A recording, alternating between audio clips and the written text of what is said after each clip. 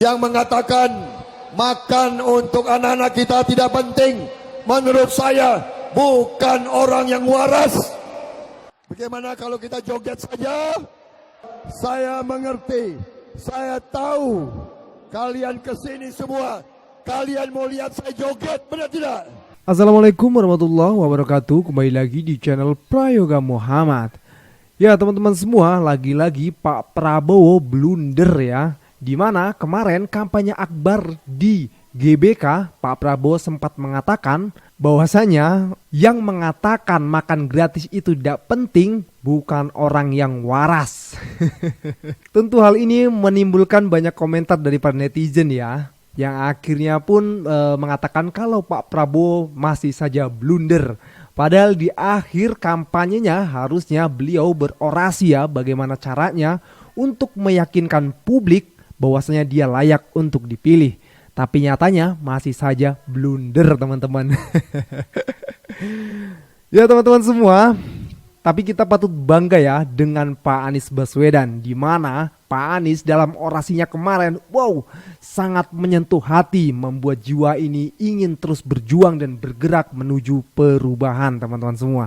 Dan banyak yang mengatakan ya, pidato Pak Anies Baswedan kemarin di detik-detik terakhirnya benar-benar sangat menggugah teman-teman. Sangat membuat kita terharu dan bangga memilih Pak Anies Baswedan sebagai Presiden Republik Indonesia. Oke teman-teman semua, kita bahas dulu ya keblunderan dari Pak Prabowo. Kita lihat dulu videonya. Yang mengatakan makan untuk anak-anak kita tidak penting, menurut saya bukan orang yang waras, bukan orang yang cinta tanah air. Saya tidak ragu-ragu, Prabowo Gibran tidak ragu-ragu. Kami akan memberi makan siang untuk anak-anak Indonesia. Saya katakan nanti, siapa yang mau masuk kabinet, siapa yang mau jadi menteri saya, harus setuju. Anak-anak harus diberi makan siang. Kalau kau tidak setuju, tidak usah gabung di kabinet Prabowo Subianto. Saudara-saudara sekalian, bagaimana? Cukup? Bagaimana kalau kita joget saja? Saudara-saudara, saya mengerti, saya tahu kalian kesini semua, kalian mau lihat saya joget, benar tidak?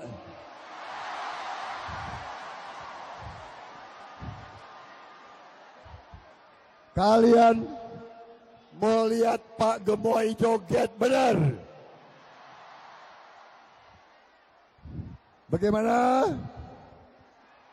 Cukup? Pidato saya masih ada 5 halaman lagi. Mau dengar pidato atau mau joget? Mau dengar pidato atau mau joget? Tadi malam saya udah latihan pidato 5 jam saya latihan. Tapi saya mengerti, saya paham. Saudara-saudara sudah setuju. Saudara-saudara sudah sehati dengan kami. Benar? Waduh, gimana Pak Gemoy ini? Yang gak setuju dengan gagasannya bukan orang yang waras katanya. Dan untuk masuk ke kabinetnya Pak Prabowo justru harus menyetujui tentang makan gratis. Lucu ini ya. Dan setelah itu bikin ngakak lagi. Apa? Joget. Joget lagi. Dan lucunya itu para pendukungnya ya seneng gitu loh ya. Ya seru aja sih ya, namanya juga hiburan, boleh. Lalu bagaimana tanggapan dari para netizen? Coba kita lihat videonya.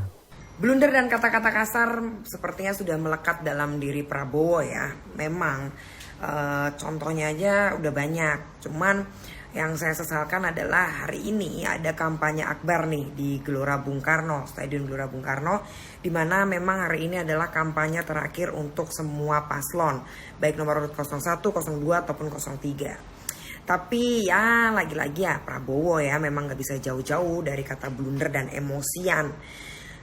Hari ini menurut saya sangat disayangkan ketika momen akbar terbesar hari ini beliau mengatakan bahwa buat yang tidak setuju dengan makan siang gratis berarti tidak waras dan tidak cinta terhadap tanah air. Pak, emang bisa ya cinta tanah air itu diukur dari segi setuju dan tidak setujunya dengan makan siang gratis dari program Bapak? Itu sakit loh Pak. Banyak orang yang di luar sana berjuang untuk nasional, untuk mengangkat setinggi-tingginya nasionalisnya. Tiba-tiba Bapak patahkan hanya karena tidak setuju dengan makan siang gratis. Emang boleh kayak gitu Pak? Itu menurut saya kurang rasional ya Pak kalau Bapak ngomong kayak gitu. Kemarin Bapak ngomong orang yang gak terima makan siang gratis itu berarti otaknya lamban. Terus sekarang Bapak bilang gak waras. Gak warasan mana sih Pak dengan ngabisin duit sebanyak itu cuma buat makan siang gratis? Kalau Bapak ngomong berarti orang yang gak setuju dengan makan siang gratis berarti gak setuju untuk menjadikan anak-anak kita pintar. Pak, sorry nih ya Pak, daripada makan siang gratis, saya mending pilih untuk membangun infrastruktur pendidikan. Entah itu dari guru, entah itu dari sekolahnya, dan lain sebagainya. Dana yang mau Bapak keluarkan untuk makan siang gratis itu gak sedikit loh. Itu kalau bisa dibangun buat sekolahan atau untuk menyekolahkan guru-guru biar semakin mendidik anak-anak cucu kita kelak menjadi lebih pintar tuh bisa mendidik banyak orang gitu loh Pak. Kenapa saya memilih itu? Karena makan siang gratis itu setelah kenyang ya kita bisa lapar lagi. Tapi kalau pendidikan itu bisa kita turunkan ke anak cucu kita kelak. Itu investasi pendidikan. Jadi Bapak jangan salah. Makan siang gratis itu tidak berpengaruh untuk pintar tidaknya seseorang. Gitu. Kalau mau pintar ya belajar. Menurut saya sih gitu ya. Gak tahu deh kalau Bapak kayak gimana. Terus Bapak statement terakhir Bapak mengatakan, besok kalau saya jadi presiden, intinya menteri yang ikut saya harus setuju dengan makan siang gratis. Berarti Bapak tidak memikirkan seberapa kompeten atau seberapa ahlinya menteri itu di bidangnya. Asalkan dia setuju makan siang gratis, Bapak terima menjadi menteri kayak gitu. Kacau lah Pak Indonesia. Saya makin yakin buat nggak milih Bapak. Blunder mulu. Besok itu hari ini tuh hari terakhir buat Bapak kampanye tapi Bapak blunder. Besok sudah hari tenang. Bapak mau gimana? Ih, capek deh. Menurut saya bukan orang yang waras. Gelo pisannya. Jadi semua presiden dari Soekarno hingga Jokowi adalah presiden-presiden yang mungkin tidak punya kewarasan. Kok selama 70-80 tahun presiden-presiden silih berganti tidak berpikir bahwa harus kasih makan siang gratis. Ini mah gelo pisan cuy ya.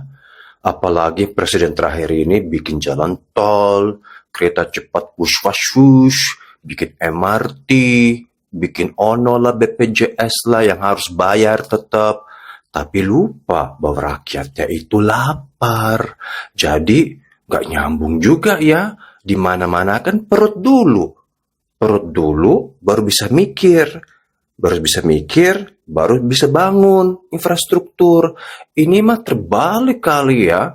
Kok kita kembali ke nol? Apakah benar-benar presiden terakhir ini sampai yang dulu itu dari Soekarno, mereka itu tidak ada mutunya? Kayaknya ini mengerikan sekali ya. Lagian juga kita mengatakan bahwa Wakanda atau Indonesia, saya sebut Indonesia sekarang kan sudah selesai ini kan kampanye. Jadi sudah mau tenang. Indonesia ini kan harus berdiri di kaki sendiri, di atas kaki sendiri. Tapi bagaimana negara ini bisa mandiri kalau rakyatnya sendiri tidak bisa mandiri?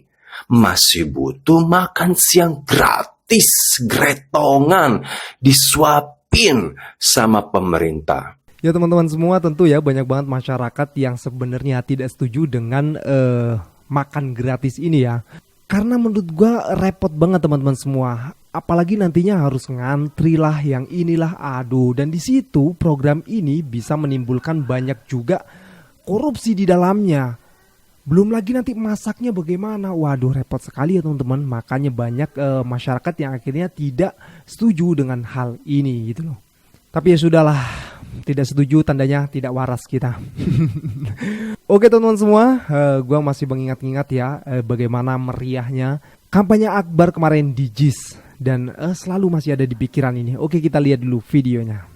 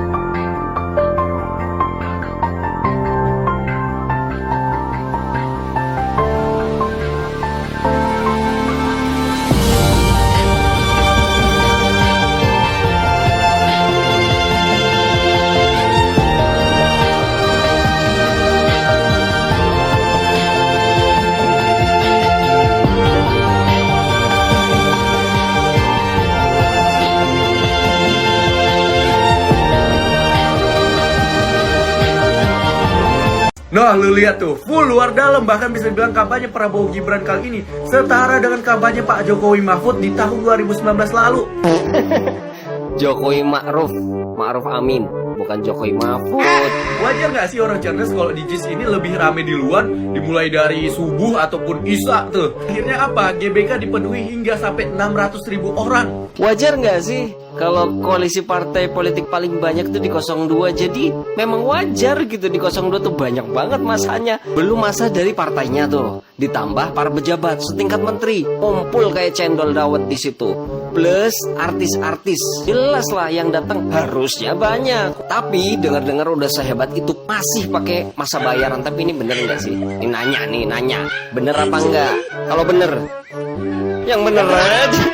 Gitu. By the way, yang menjadi pertanyaan besar gue adalah, ada nggak buat yang non muslim itu hadir di JIS hari ini gitu? Cuman penasaran aja sih. Karena tuan rumah yang baik, mereka tuh menyambut kelompok, etnis, dan agama apapun. Pasang mata, pasang telinga, cekidot.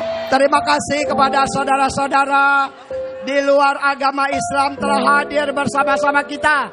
Saudara-saudara kita sebangsa dan setanah air. Salam sejahtera untuk kita semua. Om Swastiastu, Namo Buddhaya, salam kebajikan. Kita perlu apresiasi 01 nih. Yang datang di JIS tuh, dari mana mereka datang? Apa tujuan mereka? Tujuannya perubahan.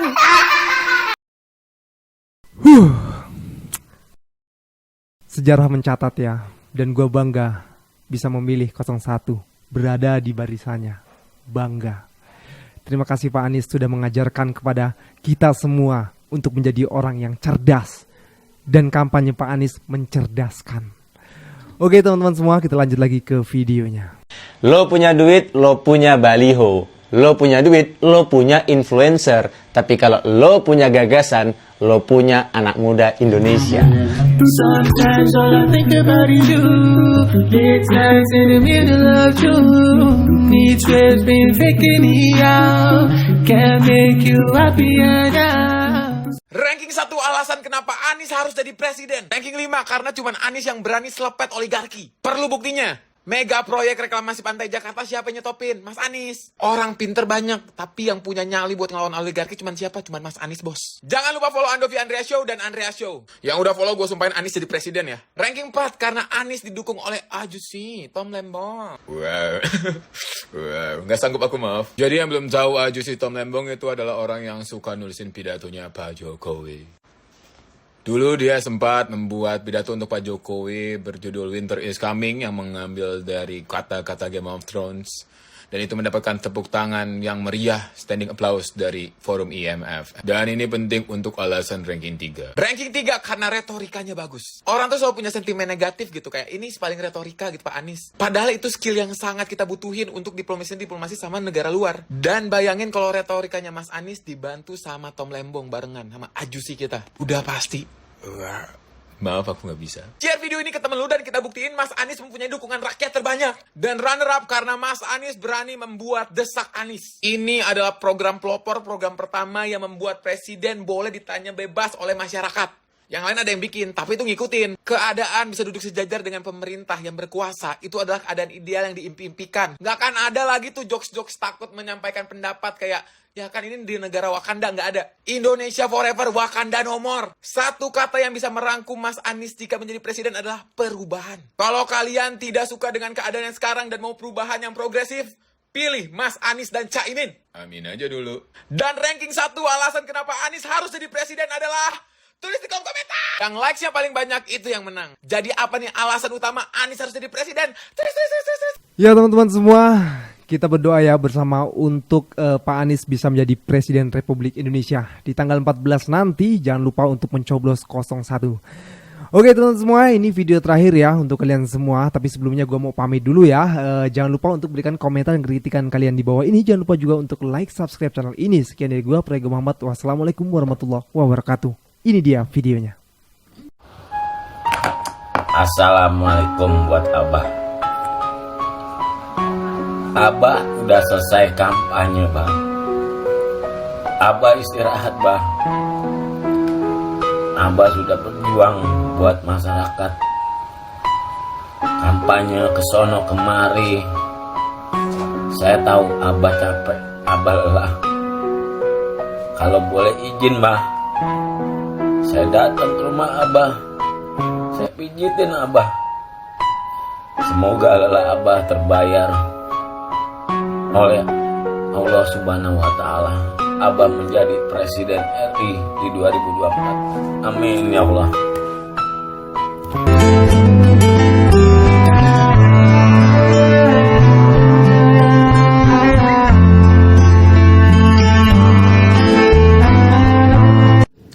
Kami, anak-anak Abah, para pendukung Abah, tidak akan pernah lupa kejadian pada tanggal 17 Februari 2018 lalu itu, di mana Presiden Jokowi menolak Abah ikut turun ke lapangan untuk menyaksikan pemberian piala. Tapi hari ini, tanggal 10 Februari 2024, atau hampir 6 tahun kemudian, perlakuan penolakan Presiden Jokowi itu terbayar lunas sudah. Hari ini, Abah kembali ke JIS sebagai capres yang insya Allah sebentar lagi akan menggantikan Jokowi. Hari ini, Abah sudah menggetarkan seluruh Indonesia dari JIS.